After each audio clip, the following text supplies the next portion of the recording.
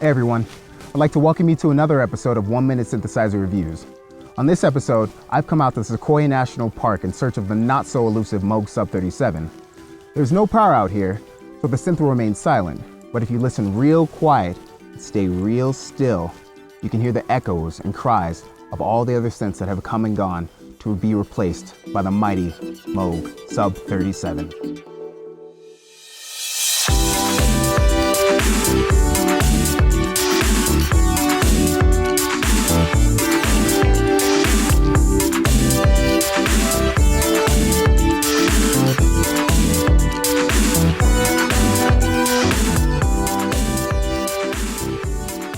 The Moog Sub 37 is once again just an analog synthesizer. While on the surface it may seem like just another Moog, it's much, much more. The Moog Sub 37 is a dual-phonic analog synthesizer.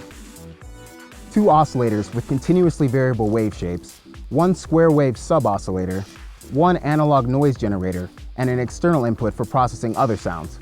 The filter is different than in previous generations of the Moog synthesizers, offering 4 different filter slopes and multi-drive.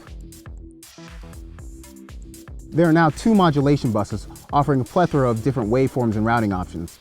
CV inputs are accessible on the side as you'd expect. Sadly, there are no CV outputs this time around. This is a little disappointing actually.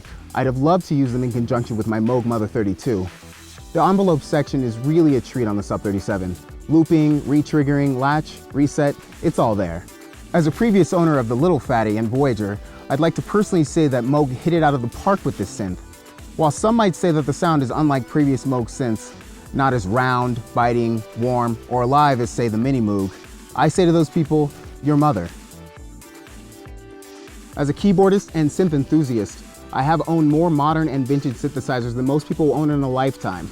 Is that me bragging? Yes. But in all seriousness, the Moog Sub 37 is my favorite synthesizer of all time. Reading the spec sheet of the Sub 37 won't blow anyone away. A couple oscillators, a sub, a few LFOs, a USB port, it's all standard in 2016. The Moog Sub 37 is greater than the sum of its individual parts. From the firmware to the keybed, the sequencer to my favorite menu item, the light show, this synth should go down in history books as one of Moog's crowning achievements. With all that being said, I give the Moog Sub 37 my final score of trade in your crappy Arturia Mini Brutes for this a 10 out of 10.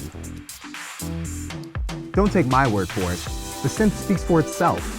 It's sold tremendously well for a reason. People love it. And if you hate it, I'm sorry. My mailing address will be in the description below, and I'll take away your pain.